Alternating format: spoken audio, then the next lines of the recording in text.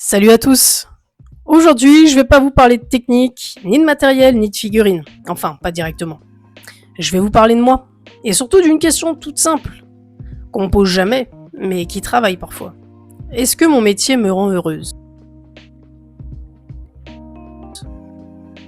Pas est-ce que c'est ma passion, pas est-ce que j'aime peindre. Est-ce que tous les jours, vivre de la peinture me rend heureuse? J'ai pas une réponse toute faite, mais je vais essayer d'y répondre ici, avec sincérité.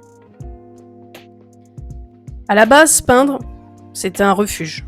Un moment suspendu, hors du bruit, où je pouvais juste créer sans justification. Quand j'ai commencé, c'était pas un métier, c'était un besoin. Parce que ça m'avait fait du bien, ça m'avait aidé à traverser des épreuves qui étaient pas forcément évidentes à l'époque. Et ce plaisir-là, il existe encore. Il revient sur certaines pièces, dans certains gestes ou dans certaines couleurs, dans certaines commandes aussi. Il y a des moments où je me surprends à sourire et je peins un détail. Et ça, c'est un vrai bonheur. Parce que le détail, c'est important. Mais la peinture, c'est plus juste un plaisir. C'est mon boulot et mon gagne-pain. Et ma vitrine et ma réputation. Enfin, s'il y a une réputation. Et comme dans tous les métiers, il y a des trucs que t'aimes moins. Les commandes qui t'inspirent pas. Les deadlines. Les demandes absurdes. Les gens qui veulent le prix Etsy, mais la qualité Giraldès. Parfois, t'as même plus le droit d'avoir un coup de mou, ou d'être en arrêt maladie, ou d'avoir des contrariétés. Parce que si t'arrêtes, t'es pas payé. Et si t'es pas payé, t'existes plus socialement. Donc tu continues, même quand t'es pas dedans, même quand t'as la tête ailleurs. Puis après, avec force, tu confonds. Est-ce que je peins par envie ou par nécessité ? Alors très clairement, il y a des jours où j'ai pas envie. Vraiment pas.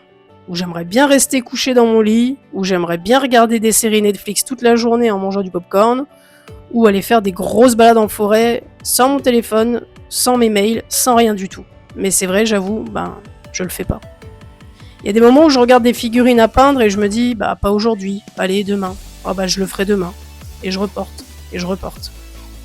Ou alors j'ai l'impression de faire du copier-coller. Pas de produire, pas de créer. Mais ça, j'avoue, c'est dur à admettre. Parce que quand tu vis de ta passion, t'as pas le droit de te lasser, t'as pas le droit d'être fatigué, t'as pas le droit de dire « Oh, ça me gonfle ». Sinon, les gens pensent que t'es ingrate. Alors, allez, tu souris, et tu te dis « Allez, ça va, c'est cool ». Et puis, tu continues et tu t'accroches. Mais malgré tout, il y a ces moments où tout s'aligne.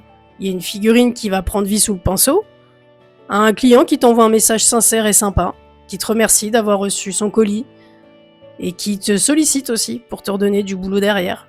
Ou alors une mise en scène qui rend mieux que ce que tu imaginais. Un soclage, un détail parmi tant d'autres que tu as mis sur la figurine. Un jour où tu as juste la paix pour créer, sans bruit, sans attente, enfin avec toujours un peu de musique de fond. Et là en fait tu te rappelles pourquoi tu fais ça. C'est pas une euphorie, c'est pas un feu d'artifice, c'est juste un calme intérieur, un alignement.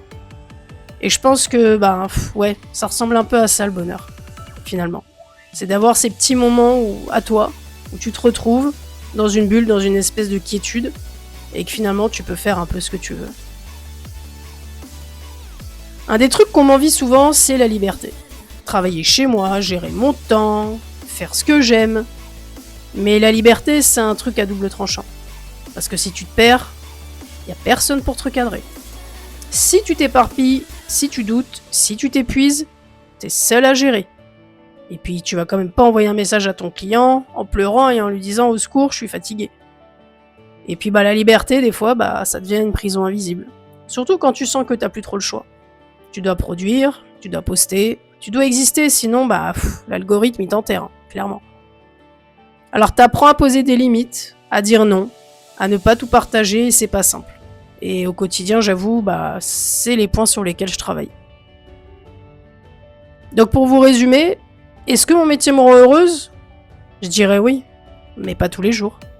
Il me rend vivante, il me challenge et il me donne une forme de liberté que je trouve précieuse. Mais il m'épuise aussi.